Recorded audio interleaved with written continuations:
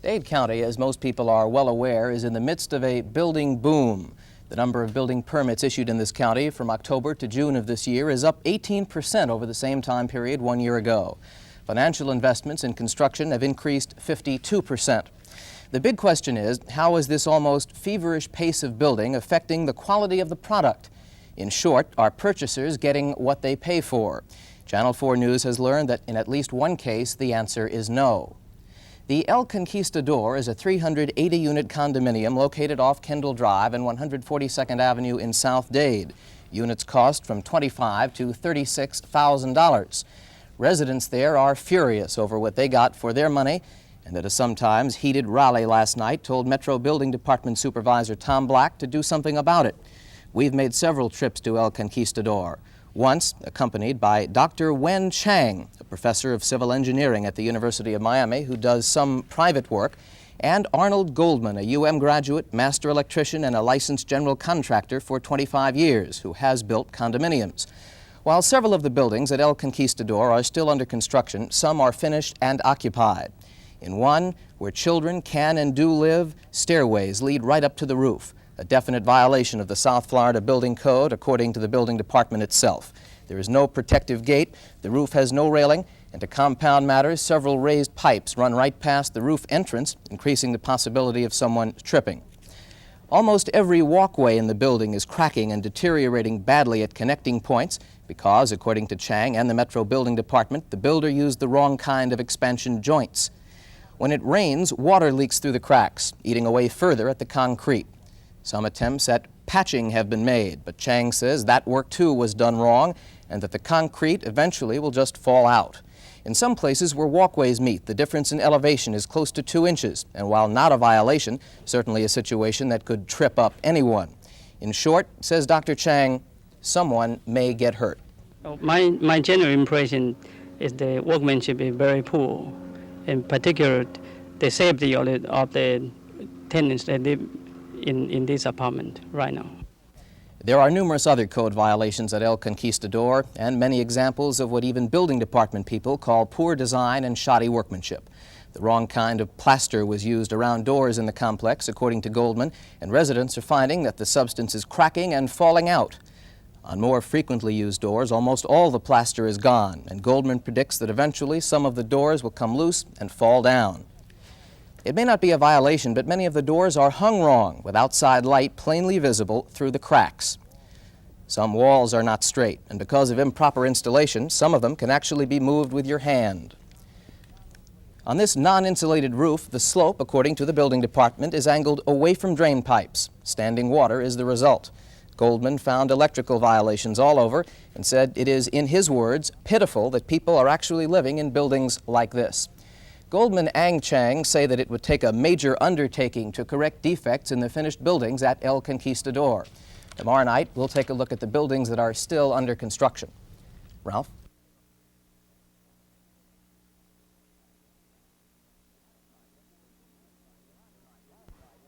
Last night, experts alluded to what they termed poor workmanship in finished buildings at one South Dade kind of condominium, the kind of thing that obviously is not on the blueprint. Electrical code violations, among other defects, were pointed out to us at the El Conquistador condominiums at Kendall Drive and Southwest 142nd Avenue. Gene Yeager of Burns & Yeager Electric called us today, saying he'd recently been hired to correct electrical violations at the site and called the situation, in his words, a mess.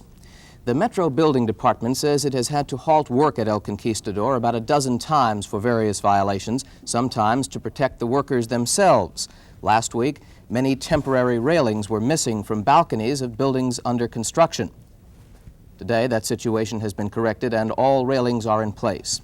But what about the actual workmanship in these buildings? Last week, we found several walls with blocks missing where the holes were stuffed with garbage. Today, some of those holes have been plastered over. Whether the garbage is in there or not, we don't know. Dr. Wen Chang, a civil engineering professor at the University of Miami, and Arnold Goldman, a graduate engineer and general contractor whom Chang asked for an opinion, agree that the buildings are structurally safe, that they're not going to fall down. But Goldman says the work is just not professional. Specifically, both men agree that block and masonry work at El Conquistador is extremely rough. In Chang's words, sloppy. Where apparent miscalculations in height occurred, small blocks and in some cases just pieces of blocks have been stuffed in to fill up the spaces. Some walls are uneven, and in many areas, particularly around window openings, small blocks have been laid with the holes showing. None of this apparently is in violation of the South Florida Building Code. The holes in the block, of course, will be filled, according to a man who identified himself as supervisor for Miramar Construction Company. But Goldman says that walls like this ultimately will, in his words, crack like hell. Goldman, Chang, and the Metro Building Department agree that poor design, too, is going to cause problems. There is no step up into the apartments. Floor levels inside are the same as walkway and balcony levels. Some residents in finished buildings already are complaining that when it rains, the water just comes right in. Well, it's kind of obvious that no one really cared about what the final product looked like. Everyone was doing his own job, and no one was putting the whole thing together, and no one really cared about the people who were going to live here eventually. What's going to happen eventually? Well, there are a bunch of built-in problems. The windows are going to leak. The doors are going to leak. In a hurricane, the building will leak a lot, and the building will deteriorate generally at a much faster rate than a properly supervised building would deteriorate. Tomorrow night, we'll see who's ultimately responsible for the buildings at El Conquistador, and we'll hear from the Metro Building Department. Ralph?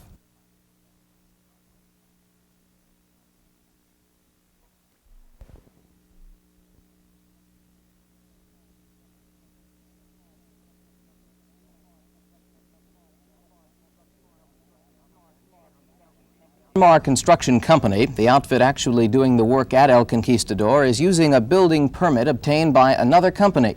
It's a practice that apparently is not uncommon. A check of Metro Building Department records indicates that Miramar Construction is not licensed to build in Dade County, and that the permit to build El Conquistador was obtained by a company called Additions Remodeling Incorporated. Additions Remodeling, though, is not listed by Miami Directory assistants, and the number listed in this year's phone book has been disconnected. But the Metro Building Department says that Martin Darlow, the man who signed the permit application for Additions Remodeling, can and will be held responsible for wrongdoings at El Conquistador. Legally, his company is supposed to be overseeing the job, according to Building Department Chief Engineer Tom Black.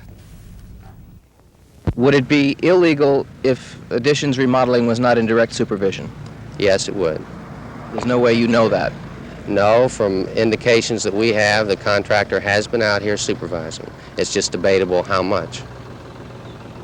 Do you think the situation, this practice, is unethical? I would say if the job doesn't proceed properly, as in this instance it doesn't appear to have been at times, that it borders on being unethical, yes. But unfortunately, I don't believe it's against the law. Martin Darlow called us late today, said he was indeed responsible, that workmanship was sloppy, but that he just couldn't get good help. He promises corrections. The question being asked most in the wake of this series is, how have the code violations and poor workmanship at El Conquistador been allowed? Black says his department has to depend on the integrity of builders because there just aren't enough inspectors. They're doing perhaps 35 inspections a day on the average when they should do, on a national average, at least that we've been able to determine, perhaps 18. So considering that they can't be here as often as they should be and would like to be, this opens the door for sometimes shoddy workmanship. Black agreed with statements made on this program last night by contractor engineer Arnold Goldman that buildings at El Conquistador will probably deteriorate faster than projects built with more care. There's no doubt that a building that has nominal construction is not going to hold up quite as well as one that was well built. You think this did have nominal construction? I think it, when we're finished, it will meet the requirements of the code and be of satisfactory construction, but obviously it's not good construction. What about the situation where there are not definite building code violations, where you've just got shoddy workmanship? Are your hands tied? To a degree. We use the job being under construction. Of course, people want to occupy as a means, as a lever to get the repairs that we need, but if it were part of the law, poor workmanship, that it was definitely required, it would help. It has been our policy through the building department to enforce this, but as I say, on a policy basis, not a code requirement. Are you saying then that you'd like to see the code strengthened with this workman-like manner thing added? It would certainly help, yes. Black, who is also secretary of the Metro Board of Rules and Appeals, says he will probably propose such a change himself. In the meantime, he says, the building department will use all its power to see that defects at El Conquistador are corrected. Ralph?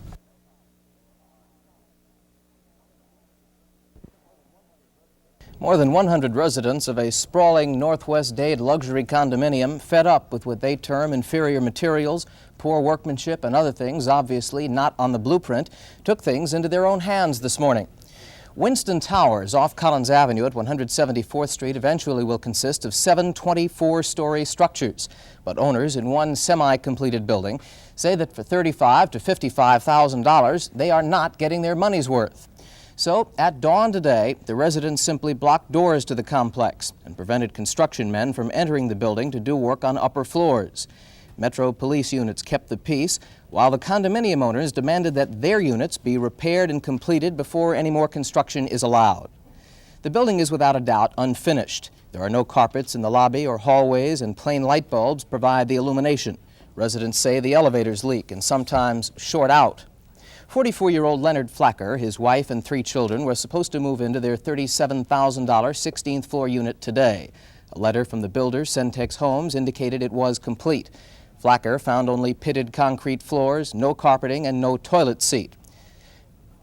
Closet doors in Flacker's apartment were all improperly hung and uneven. Double doors could not be closed simultaneously, and another simply fell out when opened. A metal seam in the apartment was a good quarter-inch off, and Flacker said it didn't belong there anyway. Out on his terrace, Flacker found hardened lumps of concrete on the floor and deep grooves in the roof. He pointed to other units where the work was also rough. Flacker's 16th floor railing was too loose for him, and across the way, on another balcony, was a railing half gone, and obviously too loose for anybody. Do you think you're going to be able to move in today? No way. Not the way this place looks. What were your feelings when you walked in and saw this? Deep sickness at the pit of my stomach. What about the workmanship? Workmanship is shoddy, to say the least. In Mrs. Evelyn Silk's unit, the bathroom door was put in backwards, making even washing a chore. She says the bathroom ventilator fan behind that light is a joke. In another unit, the bathroom door was put in correctly, but the light switch was installed on the wrong side, posing a problem for nighttime use. And on one side of the building, residents are kept awake by a steady, droning vibration, the source of which has yet to be determined. The Metro Building Department is setting up a liaison committee now, and Supervisor Tom Black says there will be immediate action. Well, certainly no COs or certificates of occupancy will be issued until the matter is under control and is being resolved. And I do propose to take the matter before the Dade County Board of Rules and Appeals and ask that they incorporate in the South Florida Building Code legislation to insist on better workmanship on jobs. You think you've got a chance of that passing? I would hope so. What investigations you've carried forth and what we've seen would seem to indicate that this is necessary. Winston Towers developer Centex Homes said just before airtime that the problems will be corrected, that they are sorry, that it was all a matter of a breakdown in communications.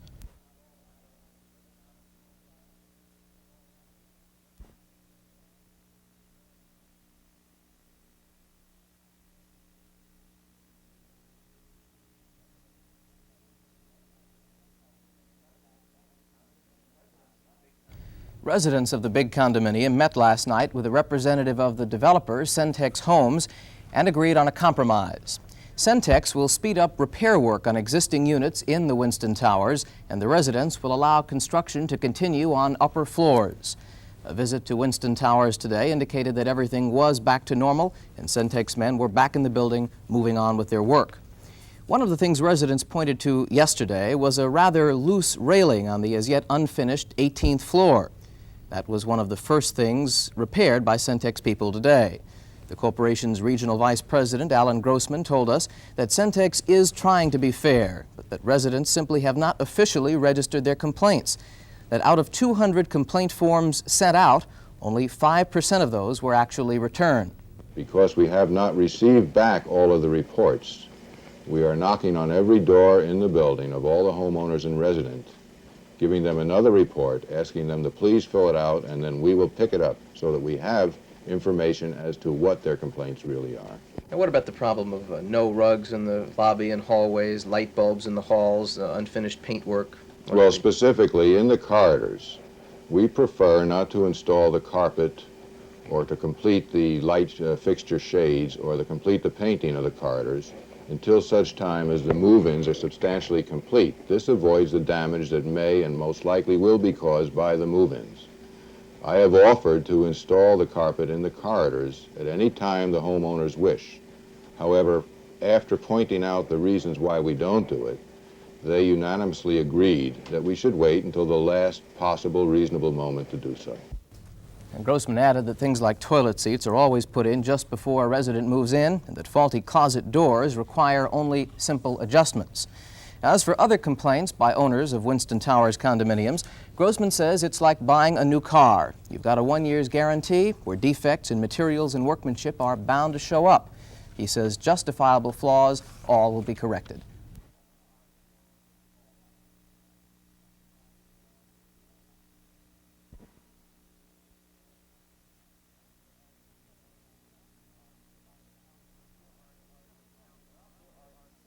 Ralph, there are 7 townhouse units in the Surfside Villas condominium at Collins Avenue and 89th Street, all of them finished and sold. Owners there are so uptight over what they call poor workmanship and broken promises by the developer that they're ready to go to court right now.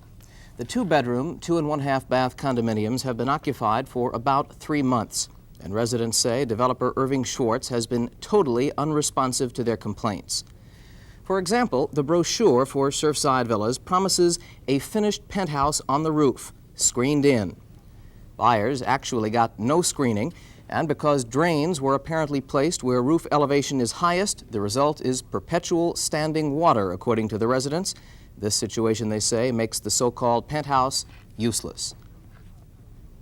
The advertising brochure also promised buyers, quote, anodized gold touch of luxury shower enclosures.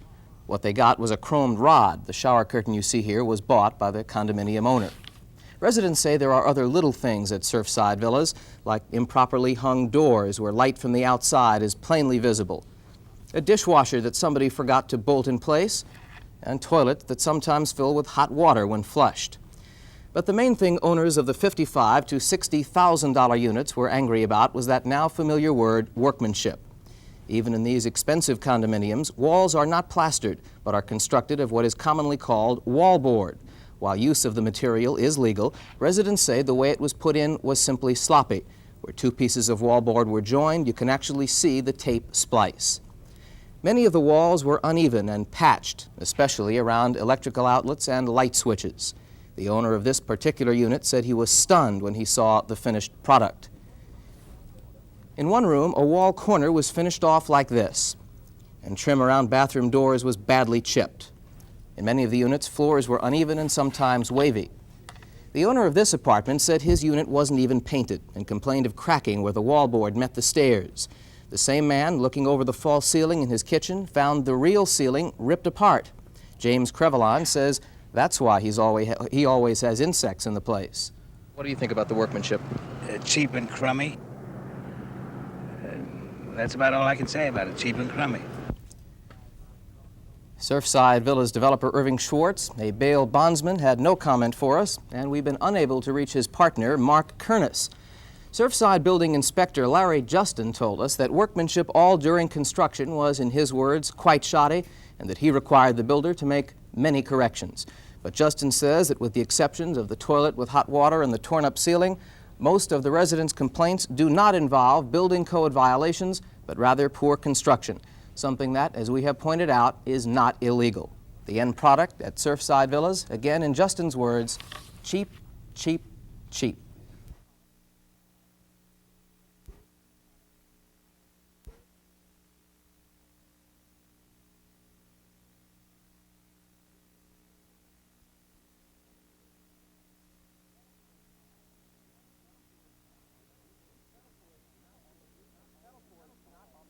Channel 4's Not on the Blueprint series, spotlighting poor construction in Dade County, has graphically illustrated sloppy workmanship, something that is not prohibited in the South Florida Building Code.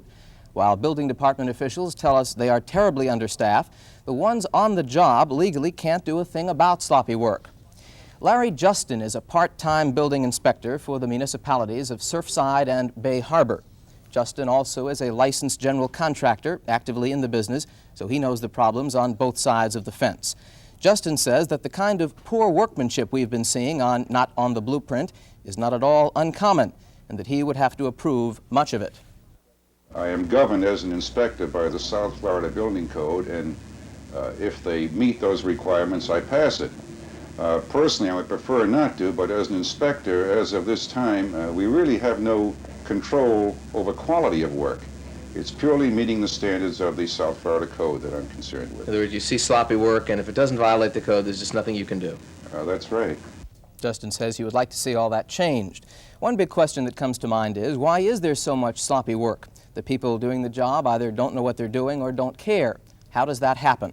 Justin says the trail leads right back to the state license exam. At the present time, we have every examination 2,000 to 3,000 men taking the examination for a general contractor, many of whom really have no intentions of becoming a full-time contractor. We have a problem where these men, when passing this exam, will use their license merely for the purpose of, you might say, peddling it. They will give this license to someone for anywhere from $200 to $5,000 purely for the purpose of having a permit acquired to build a job. Giving it to someone who might not be qualified to build. That's exactly right, and I strongly object to this. These men, once they take this permit for a job and have been paid for it, really have no further interest in it. And this brings about this shoddy work that you have mentioned so many times, which is due to a complete lack of supervision on the contractor's part, and usually the man who was building the business, the building, wouldn't know enough to determine whether it's shoddy or good. Would you like to see a law forbidding that? I certainly would. Tomorrow night, Not on the Blueprint moves to Broward County.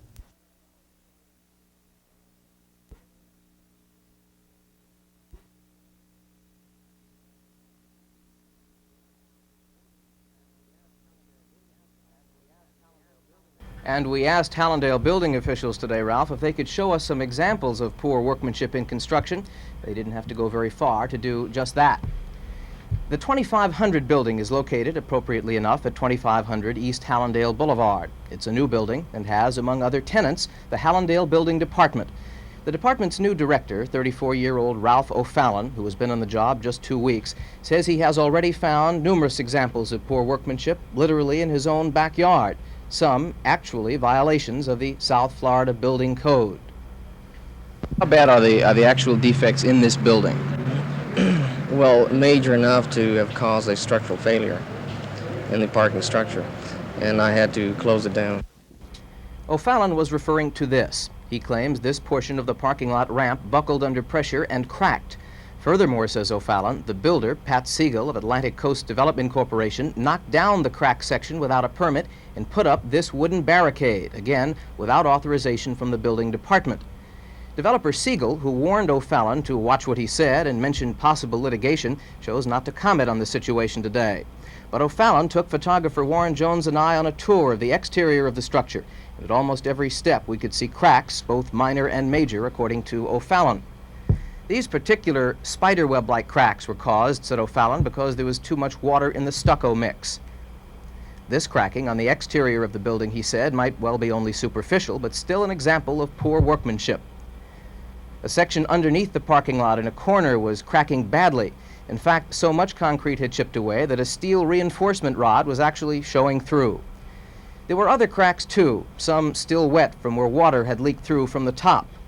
O'Fallon talked of possible inadequate design and pointed to what he considered the most serious defect he's found thus far, bad cracking around an expansion joint, which he says might well have been faulty. It appeared as if the ceiling level had sunken a good inch or two on one side of that joint. O'Fallon says a thorough check of the building will be made, and he hinted that if more serious violations turn up, corrections might require tearing down of certain sections of the building. Well, I could justify a removal of the deviations. I can put a stop order on it. You're talking about demolition? That's correct. I could seek an issue of a warrant for the the rest of the people responsible. And this is covered in Section 205 of the South Florida Building Code. Fallon says there are probably widespread building code violations in Hallandale, and he promises an immediate crackdown because he says there is a moral obligation to the public.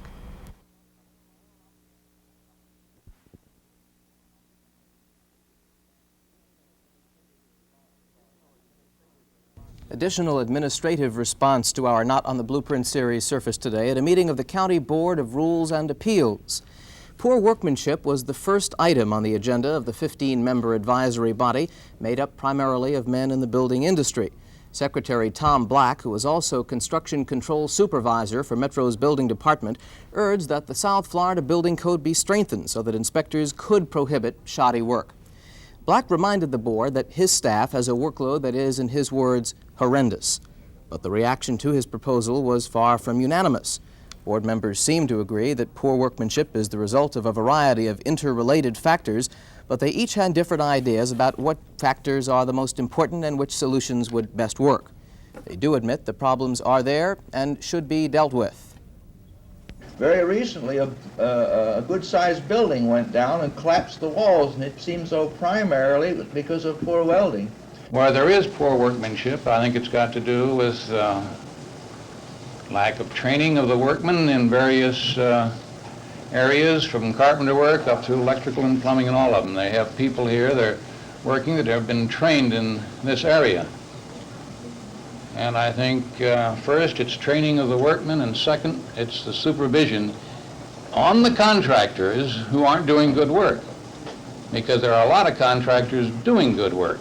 You can't pay a journeyman out in the field $15,000, $16,000 a year and expect to get an inspector for what, $11,000, $12,000 or something like that. The ratio is too big. You have to do something to supplement income to get qualified men to work for the county.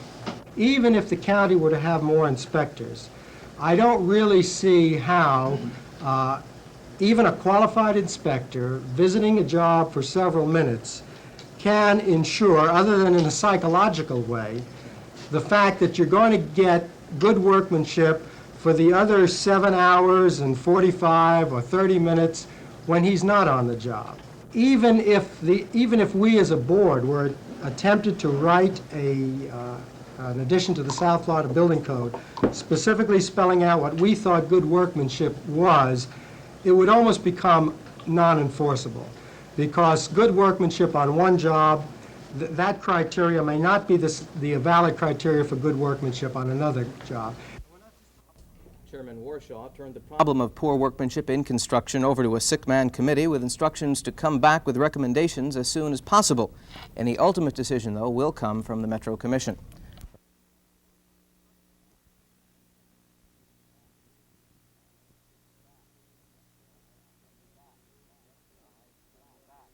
Thank you, Ralph, and it's good to be back. I should emphasize that my name was pulled routinely from the list of Dade's registered voters. The experience of serving on juries here in Dade County was invaluable and particularly rewarding because in most cases, not even a reporter learns what goes on behind a closed jury room door. Tonight, the first of several reports on the other side of the medical malpractice controversy. Hospitals and doctors have been telling us that at least part of the reason for spiraling medical costs is the increasing number of medical malpractice suits and higher jury awards. Miami trial attorney Stanley Rosenblatt does malpractice work. He contends that the higher jury awards and greater number of malpractice suits means very simply that there is more medical malpractice going on.